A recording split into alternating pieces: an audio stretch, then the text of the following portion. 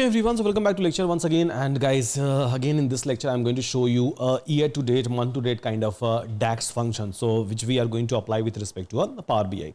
So let me share my screen and let me show you a data set first that I'm going to use, by the way. So I have created a little bit of enhanced data as compared to the previous one. Data like signature is same, so signature wise you will not be able to find out any kind of a differences, but yeah. So number of data wise, I have increased a number of record inside this one, and based on this, I'm going to give you the explanation.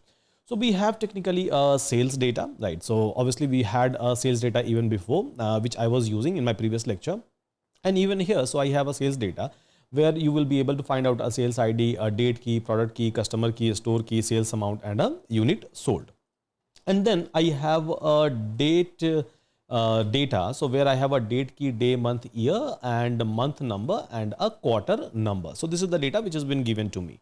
Now what I will do that I'll try to load this data in a very first place. So just go to a Power BI and then click on get data. So now we can try to select a text CSV, and then we can try to select a date data, and we can try to load it. So just simply load it inside your model view. And then again go ahead and try to load a sales data. So these two data set I am able to load. So sales data and a date new data I'm able to load. Now so we have to connect these two tables. So simple date key we have over here and date key we have over here. So we can try to connect it. And now it is asking me that cross filter direction. So I'm going to select it as a both, right? So that I will be able to apply a filter vice versa. From date to sales and sales to date table I will be able to apply, and the relationship is one to many, means one date we can have a multiple sales which has been captured, right? This is the meaning of a one to many, which it is able to select by default. I'm not selecting anything, and then click on this save. Yeah, so click on this save. So we have one to many kind of a relation, simple, right? So one to many kind of a relation between a sales and a date new. Now I have to write a DAX function. Okay, so let's go ahead. Let's try to write a DAX function with respect to this sales. So here I can try to go and call new measure. As you can see, just follow my mouse cursor, right? Because this text size is very, very small. So if you're going to follow my mouse cursor, you will be able to understand it in a comfortable manner. So here click on create new, and it is giving me an app like an option to write a measure, a new measure. I can try to write it down over here. Simple, right? Even from here, so I can try to click on new measure, and I can try to write a new measure. Now, so basically what we have to do, what we have to write down in this particular measure. So let's suppose that someone has asked me that try to filter a data from January 2023. So I'm looking for all the data, all the sales data from January 2023, or I'm looking for a summation of a total sales, right? Summation of a total sales only from January 2023. So, okay, I'm going to write sales Jan 2023. So this is my measure name, let's suppose. And here, so I'm going to call a calculate. And as we all know, and we have already seen that calculate takes an expression and it is going to take a filter. So here sum of, I can write a sales new of basically a sales amount I'm going to select. So this is, I think it's too big. Let me like decrease the size. So it is going to give me a sales amount, right? So but we have to apply a filter on top of this one. So how I'm going to apply a filter? So just try to call a filter function, simple, right? And then I have to apply a filter. So where I have to apply a filter? On this date table. Yeah, so basically on a date table, the date new that we are going to use, so we have to apply a filter over there. So date new table, and then comma, and then what should be the condition, right? What should be the condition? So my requirement was very simple. So I have to filter out all the data from 2023 January month. Yeah, that was my requirement. So I have to filter out all the data from a January month. Okay, that's cool. Now, if you will go back and look into the data, so 2023 is completely fine, and we have month name which has been given to me from 2023, and even we have a month number. So I can try to apply maybe a filter on month number or maybe a month name. In both the way, I will be able to get the record. Plus, I have to apply a filter on 2023, right? This is the filter that I have to apply. Okay, that's cool. So let's go ahead and maybe I'm going to call that date new table. and try to write a filter on a month number. So here month month number. So try to apply a filter on month number where month number should be equal to 1. You can try to apply even on a month name. That's completely fine. You will be able to get the same output. And second condition that we have over here is a year, right? So again, date new table, and then we have to apply a filter on basically date new year. Fine. So this is the filter that I have to apply. Date year is equal to 2023. Now in this way, right, with the help of this DAX function, so I will be able to get the summation of what? So summation of something based on this filter. So where I have applied two filters, means one filter only, but yeah, two condition by the way, that month number should be equal to 1, means January, and then year should be equal to 2023. So now if I'm going to hit enter, I'm able to see a sales Jan 2023. Now if I'm going to drag and drop this particular measure, so the total sales was 76K, 76,000 basically in a Jan month. So this is something that I'm able to build as a measure. So this is one of the measure, right? Now let's try to build some different measure by the way. So let's suppose someone is telling me that try to filter out data from quarter 1 in 2023. Yeah, a quarter 1 basically. Quarter 1 means here, so if you will come, so quarter 1 is given inside your data. So I have to apply a filter on quarter is equals to 1, this one, and year is equals to 2023. So I have to apply these two filters. So it's almost similar to the previous one. So let me create a new measure over here.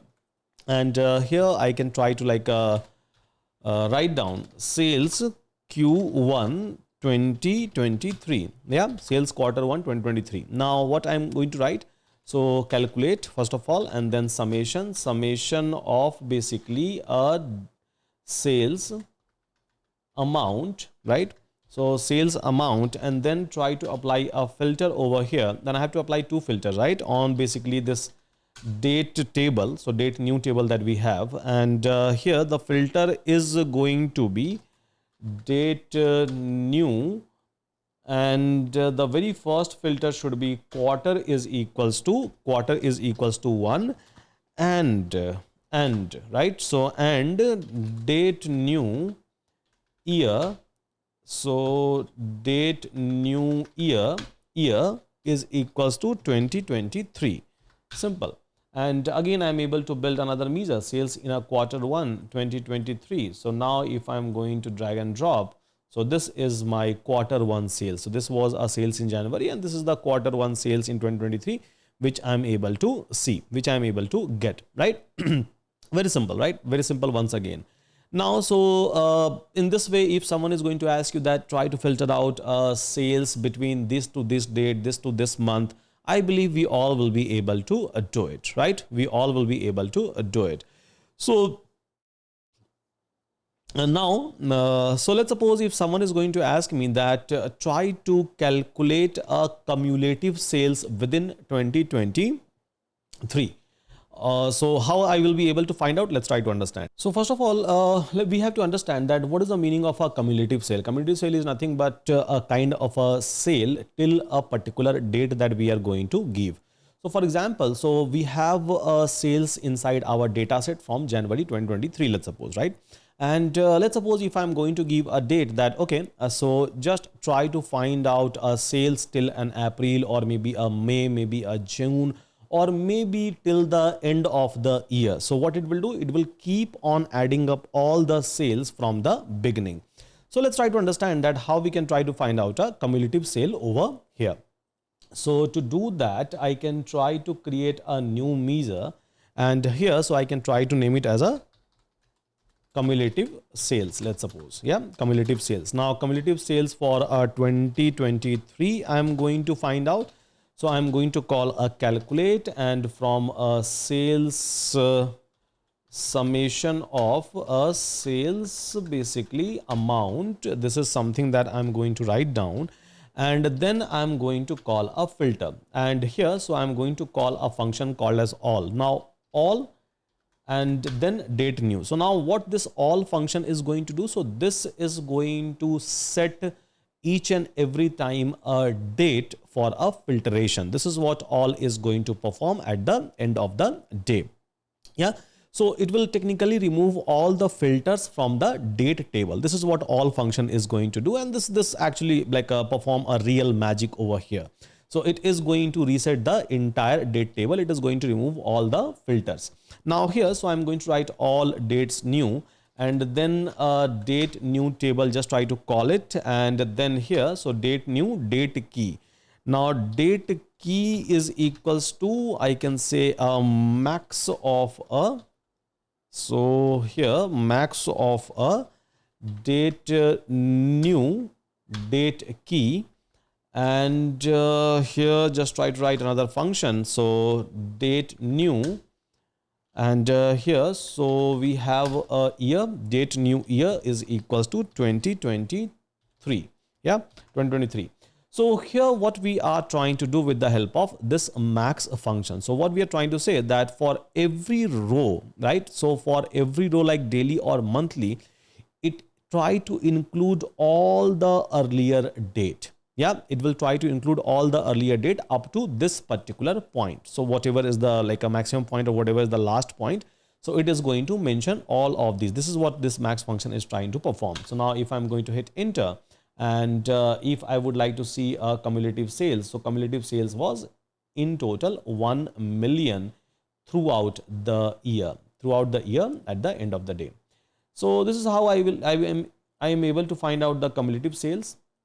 Now okay, fine. So we are able to find out our sales in January 2023. We are able to find out sales in our quarter one basically, and we are able to find out a cumulative sales in 2023 in a little bit different manner. I could have done that in a different way, but yeah, in a little bit different manner. So I'm able to find out even these things. So hope all of us are able to understand this. With that, thank you so much everyone. Take care and see you again in my upcoming lecture.